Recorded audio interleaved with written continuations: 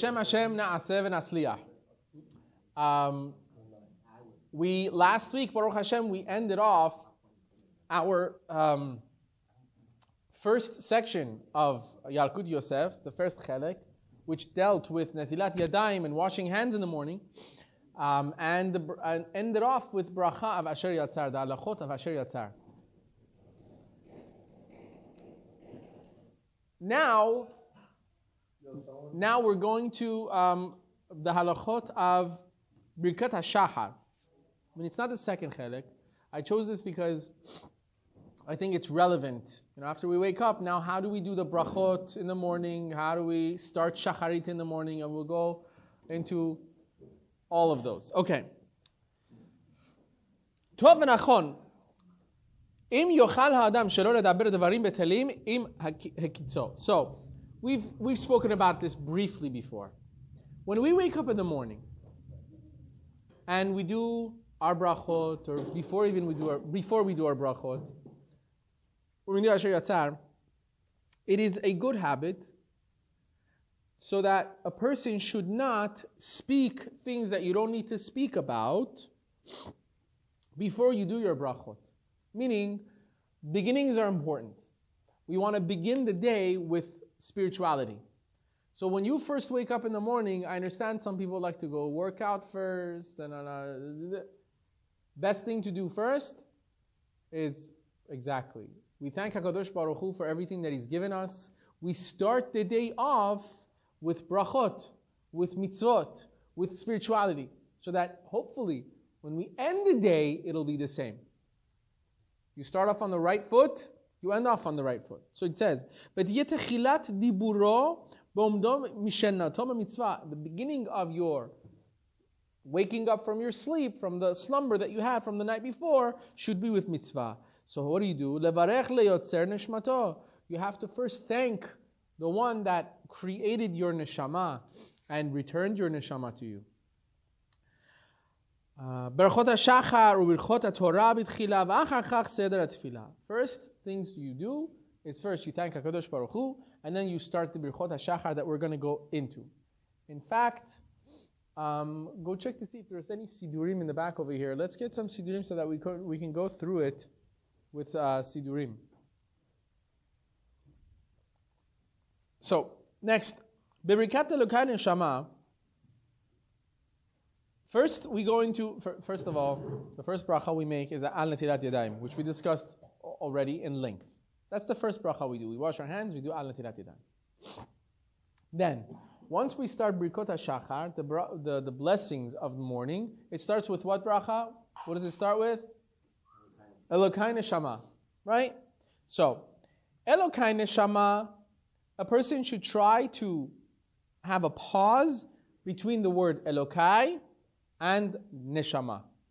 So when we say Elokai Neshama in the morning, the first brachot that we start in the morning, we say Elokai Neshama Shenatata Bi. Right? Orale ato.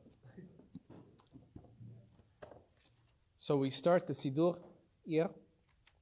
Yeah. Okay? So, Elokai.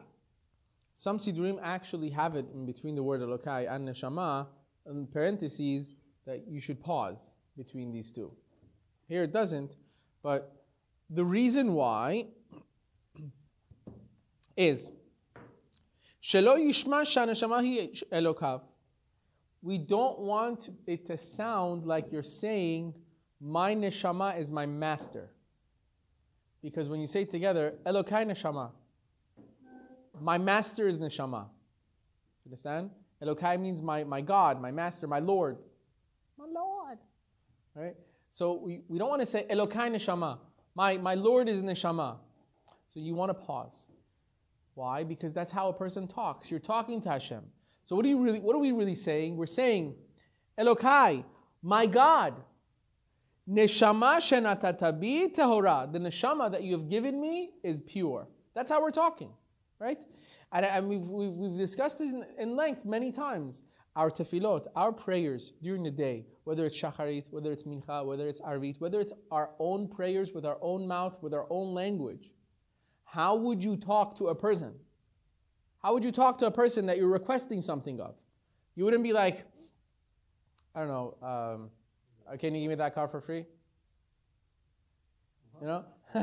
Exactly. You're like, say that again? Because that's not how a person talks. You would first, be like, excuse me, sir.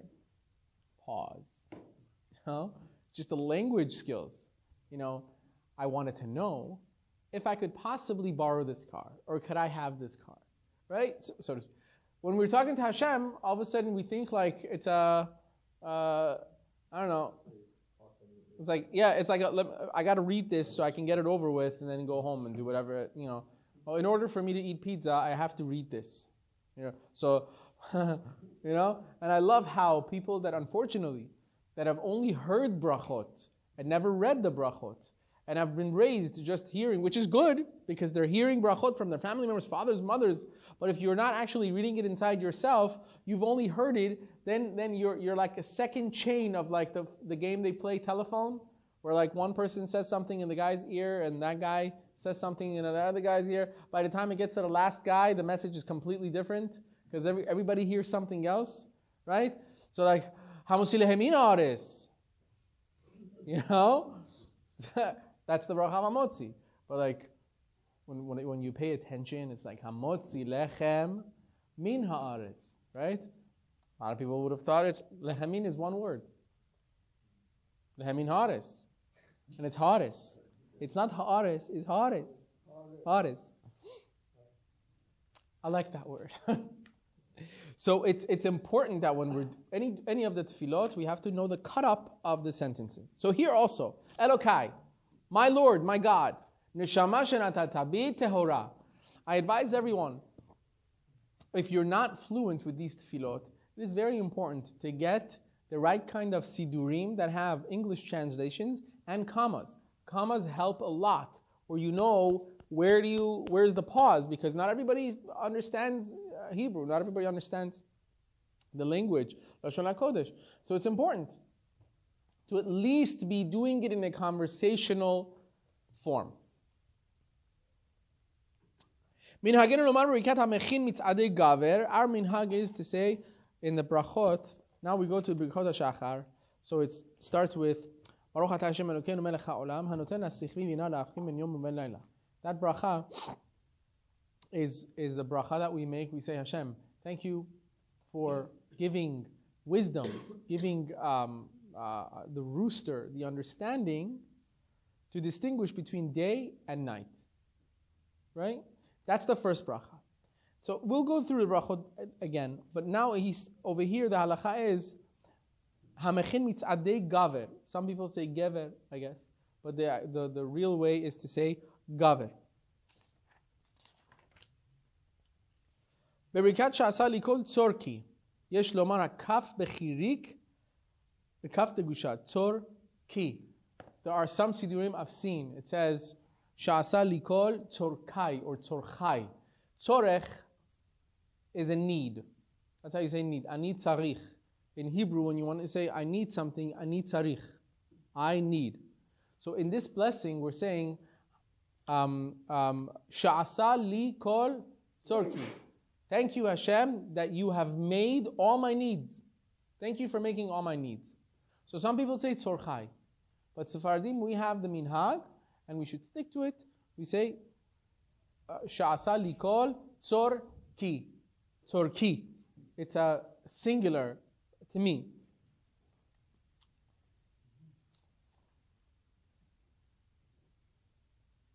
Okay. Now, what if, in the Birkhot Hashahar, we have many brachot, right? Sha'asa likol tzorki, shelo asani isha, shelo asani aved, right? Now, there are some that if we flip the order, then we can't go back and say the other one again. For instance, if we say zokef kefufim before we say matir asurim. In the Siddur, if you look, it says Baruch atah Hashem Elokeinu melech ha'olam pokeach ivrim. Then it's Baruch atah Hashem Elokeinu melech ha'olam matir asurim. Matir asurim means he who releases those that are bound, right?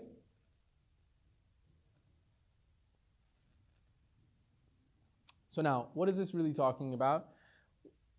One of the meanings of this is releases those who are bound, because when we're sleeping, our limbs don't move, right?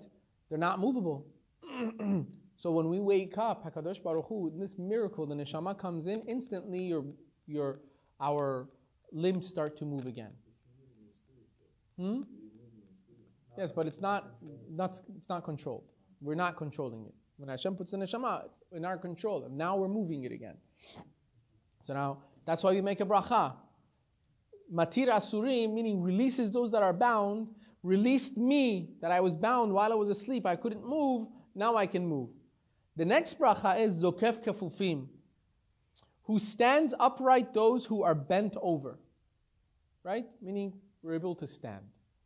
So if we say zokef kefufim, who gives power to those to stand up straight, before saying Matir Asurim, then we can't go back and say Matir Asurim again.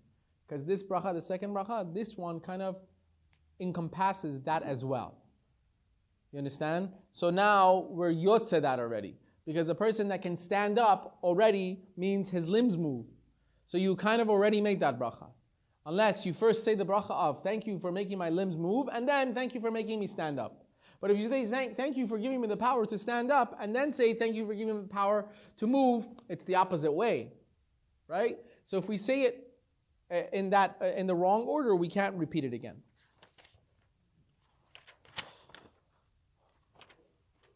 Next. Let's say, every morning we say, Baruch Hashem Isha. Thank you, Hashem, that you did not create, blessed are you, Hashem, that you did not create me a woman. Someone just said amen right now. I'm not actually making barakah, but we'll have to speak with your wife. What? Nobody.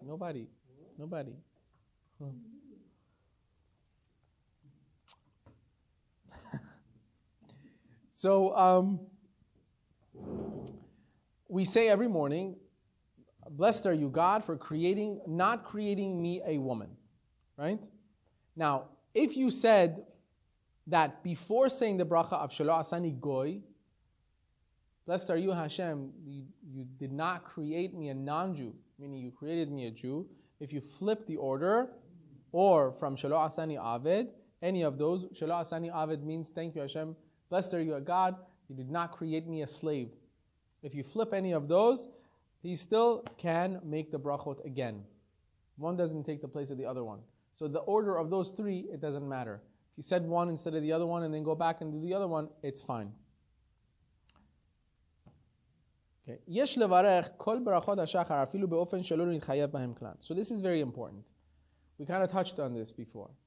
We can make all the brachot of Shachar, of the morning brachot, even if they're not relevant right now. For instance, blessed are you, God, that have given wisdom to the rooster to crow in the morning and know between day and night. Right? Some of you might have a rooster at home. I don't. You know, I'm just saying. You know, if you live in Beverly Hills, your dog could bark from the night till the morning, and not a soul will complain. Your rooster will crow in the morning for 30 seconds at dawn. You will have helicopters over your home, guns drawn. No one has roosters. So when we say the bracha of, thank you, Hashem, you've given brains to the rooster to differentiate between night and day. I mean, I never heard the rooster. You know? So can we make that bracha or not? And as we said before, we still do make the bracha. Because these brachot are generalizations and thank yous to Hashem. Because somewhere in the world, possibly everywhere in Esfahan, there is roosters that are going at 5 o'clock in the morning. Right?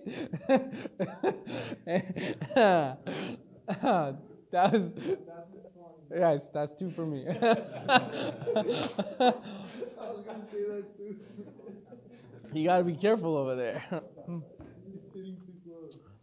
So, therefore, it's a generalization that we're thanking Hashem, we're blessing Hashem for giving that power to the rooster. If you really think about it, it's an unbelievable koach, right? That the rooster has, that Hashem has given like a clock in the brain of a bird, where the bird knows exactly the moment, that dawn comes. The Gemara talks about, the Gemara in Birkhot talks about, different sounds that the donkey makes at different parts of the night. Where Chachamim and the Kohanim used to know what time it is from just when the donkey's first, what do you call it when the donkey things? What? Who said roar? Did someone say roar right now? When the donkey roars. I don't know. I can't believe it's on the tip of my...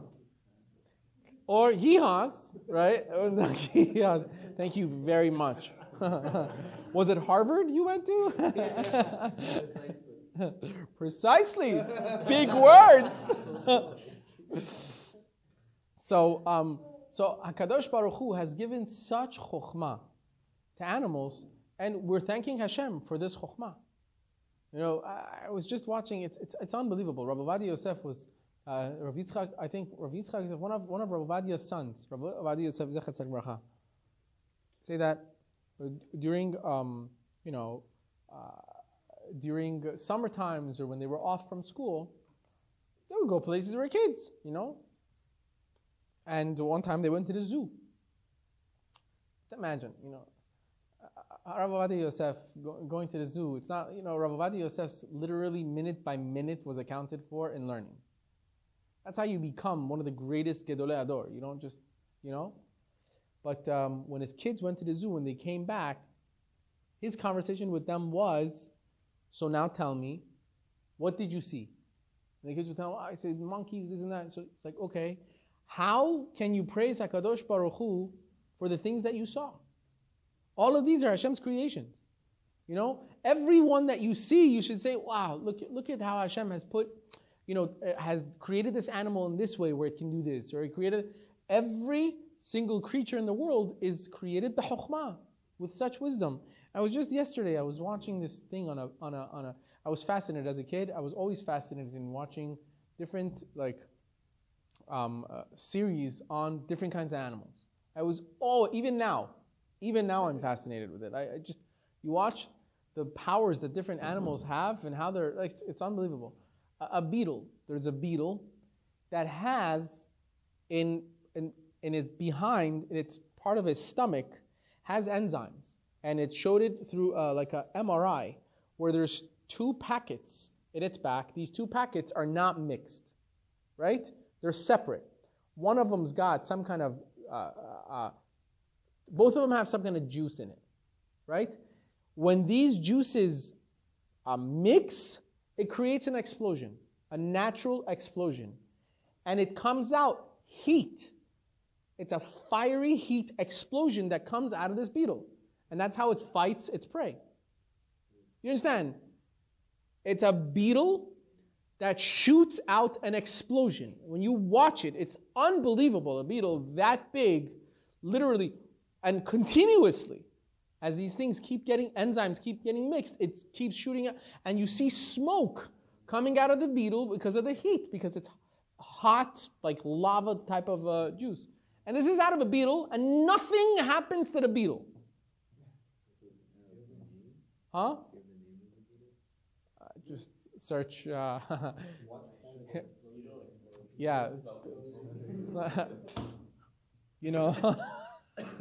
I was going to say something, but I'm on video. There's cities of Iran that you could call them.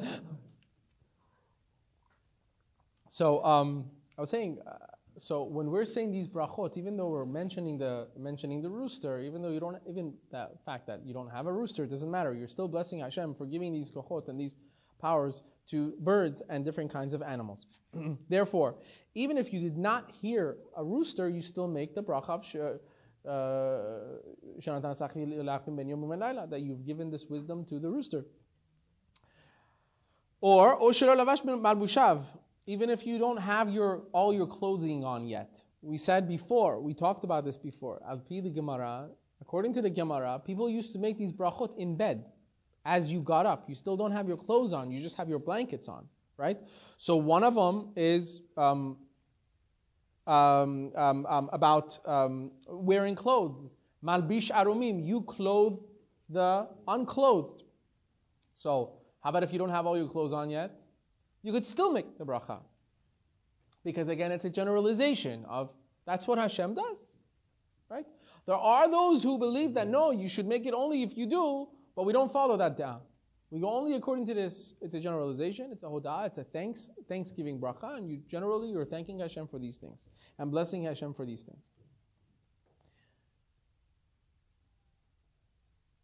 Here.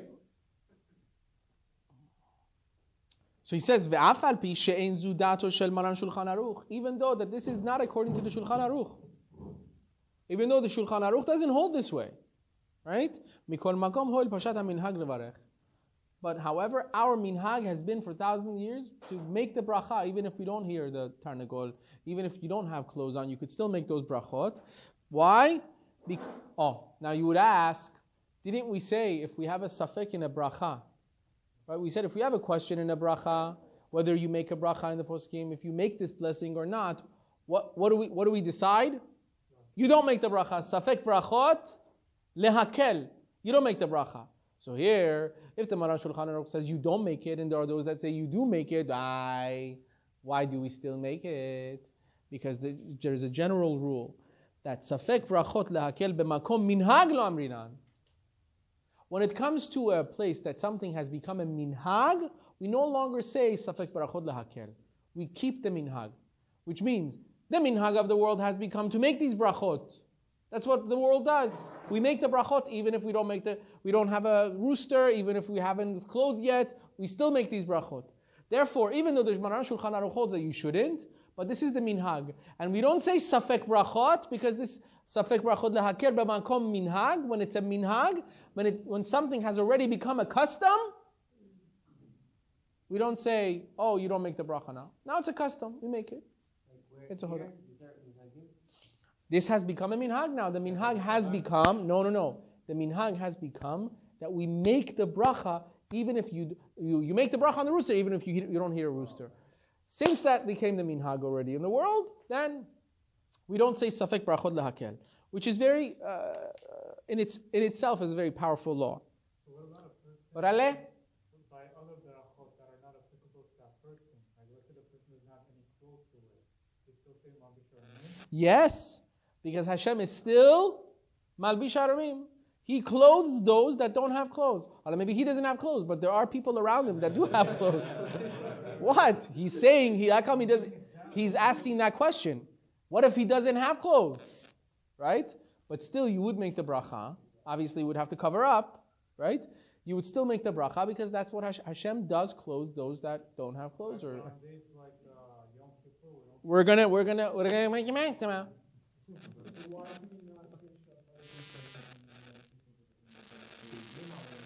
Orale, can you wait, please? Thank you.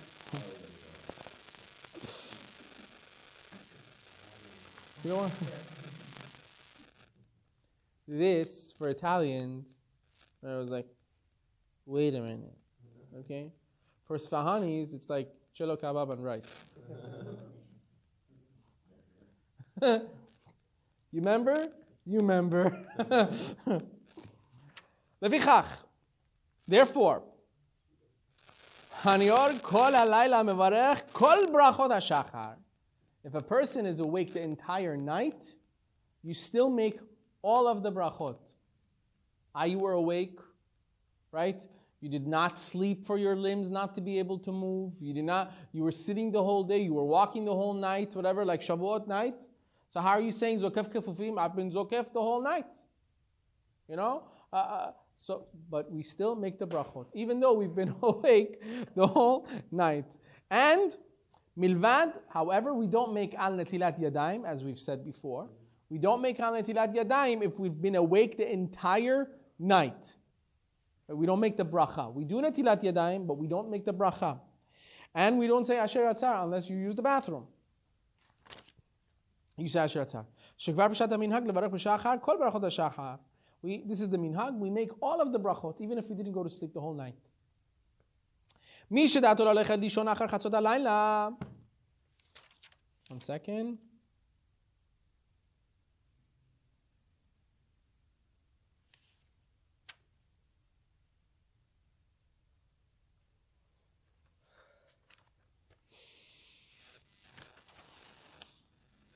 Okay.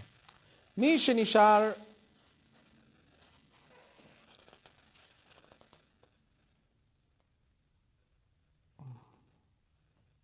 Okay. If you were thinking that you're going to go to sleep after chatzot, after midnight, you want to go to sleep after midnight, you know you're going to go after midnight. So now we're saying, is midnight already the next day? If midnight is already the next day, maybe you need to make your brachot now. Right? Do we make brachot now before we go to sleep? Because it's already, because we said, you can't learn Torah, you can't do things unless you make your brachot, right? Let's say you're up after midnight. Should you make your brachot? There are those that hold, you should make your brachot. However, we don't hold that way. You don't make the brachot after chatzot, after midnight.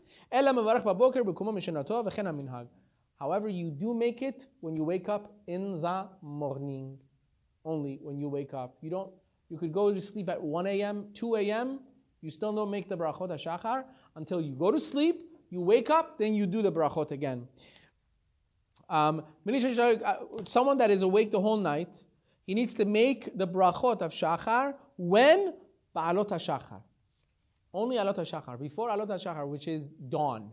Before dawn, you don't make the brachot. Only at dawn can you make Birkat HaShachar. You shouldn't make it before Alot HaShachar. But wait. Ve'im haya osek b'Torah v'yigaz zeman Alot HaShachar. Shavuot night, Bezrat Hashem, that's coming up for us. You're learning Torah the whole night, right? Now comes Amud HaShachar, right? Now comes dawn. What do? We'll see later, because it's coming up.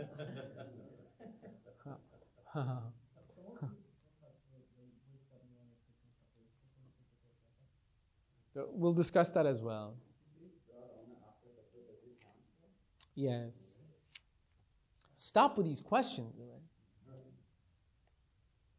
So now we go to the Mussar section for tonight.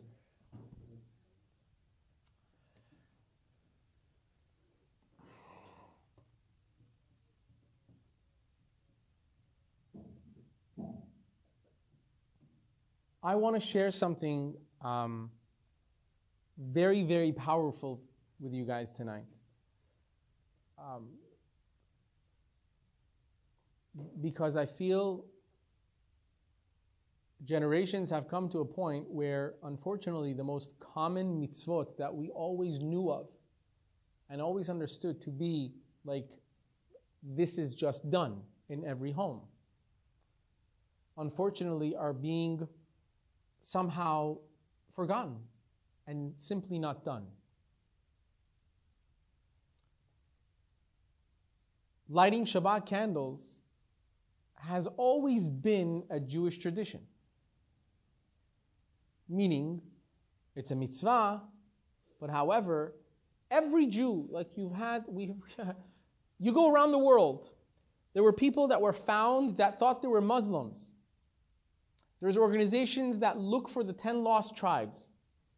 And they actually found a tribe that was living like Muslims. However, every Friday afternoon, they had the minhag to light candles and cover it with like a tub. And when they researched, they found out that they were actually descendants, their ancestors were Jews that had to hide their identity as Jews. And every Friday afternoon, they used to light Shabbat candles under a tub, under a big bowl, because they couldn't practice Judaism. Am Yisrael has sacrificed so much for Shabbat, But this just the mitzvah of lighting Shabbat candles. But unfortunately, in some homes these days, I don't understand it. It's not being done. There's a Rav in Eretz Yisrael, I forgot his name. He is a very, very successful Rav. Young man. He gives shiurim. He has hundreds of people come to the shiurim. Very well known. I forgot his name. But he's very, very successful. In one of his lectures, he gave a drasha. Here's what he says. There was a man by the name of Zalman Aran.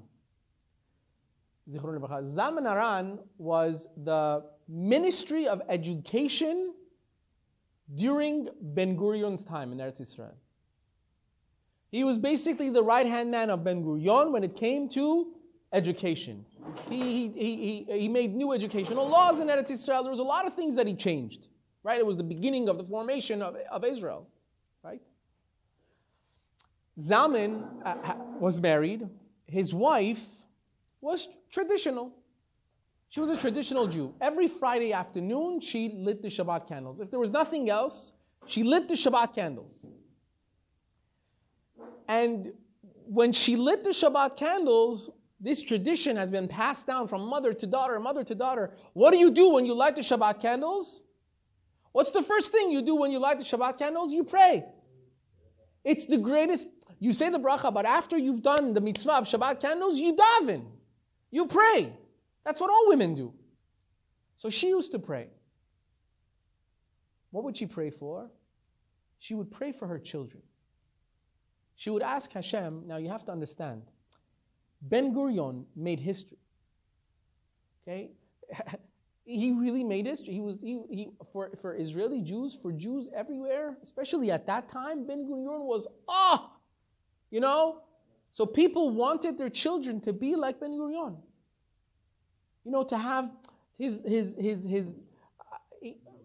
leadership qualities. So she used to daven at the Shabbat candles for Hashem to give her children that will become leaders like Ben Gurion. That's what she pray for. One time, Ben Gurion decided to visit the Chazon Ish, the Gadol Ador of the generation, the greatest Talmid Chacham at that time, the Chazon Ish. So they got an appointment to meet. This is Ben Gurion and the Chazon Ish. They meet. They discuss things about Judaism, about Israel, the direction Israel is going to. The Chazon Ish always had a lot to say about it. After the meeting ends, Ben Gurion discusses his meeting when they're talking again with Zalman Aran, the Ministry of Education. Because obviously the Chazon Ish had a lot to say about Jewish education in Eretz Yisrael. And this is what he says to Zalman. He says, when I sat with the Chazon Ish, his face gave off this aura of light. I felt like I really am not talking to a human being. I felt like I'm talking to an angel. It was an unbelievable experience. For the leader of Israel to say such a thing, it was a big deal. Zalman's wife hears this. Comes next Friday night and she starts to think, as she's about to start her routine or tefillah, she says, hold on a second. Why would I pray for my children to be like Ben Gurion when there is someone that even Ben Gurion looks up to? Let me go to the source. And she starts to pray and cry to Hashem, Hashem, give me children like the Chazon Ish. I want greats. She totally changes her tefillah. This Rav in Eretz Yisrael says, I'm her great-grandchild. No tefillah ever goes unanswered, especially at the lighting of Shabbat candles. It didn't happen to her children, it didn't happen to her grandchildren. Her great-grandchild is somebody in Eretz Yisrael that's famous. He has shiurim. Hundreds of people go to a young guy.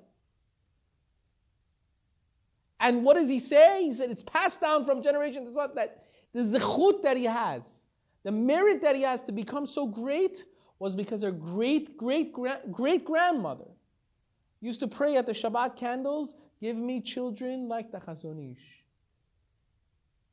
Do not take these mitzvot for granted. Do not take our prayers for granted. Sometimes tefillot get answered right away. Sometimes tefillot get answered a week later. Sometimes tefillot get answered 2, 3, 4, 5 generations later. But there is not a single tefillah, a single prayer that goes unanswered. HaKadosh Baruch Hu is no chas v'shalom. He's not deaf. He doesn't. There's no. Every tefillah reaches HaKadosh Baruch Hu. You could say the same tefillah 1,000,000,000 times. Kudos, say it. If you know how to pray correctly, you could daven every day for the same exact thing. Because if you don't get it, if your children don't get it, that tefillah will have the strength for at its time to really have an effect on your generation. Especially to our wives and our mothers during the Shabbat candles. It is such an auspicious time. When a woman lights the Shabbat candles, Chachamim tell us she has all of the gates of heaven open for her. She could ask for anything. It is such a time for tefillah. Husbands should beg their wives, pay their wives, buy gifts for their wives, just so that they'll literally stand there for an hour and pray. Because that's the time to pray. Lives have changed. I know lives have changed just because of Shabbat candles. It's a great zechut. It's a great merit. And it's a gift from HaKadosh Baruch Hu. The Rabbeinu Bechaye says, when a person brings or, brings light into their home, lichvot Shabbat, for the kavod of Shabbat, in the honor of Shabbat, HaKadosh Baruch Hu will mezakeh that person, will give that person merit, so that his children should become the ore of the world, the light of the nation, because of the kavod of Shabbat. Don't take the mitzvot lightly. Don't take our tefillot lightly. Pray with all of your heart. Baruch Adonai le'olam. Amen.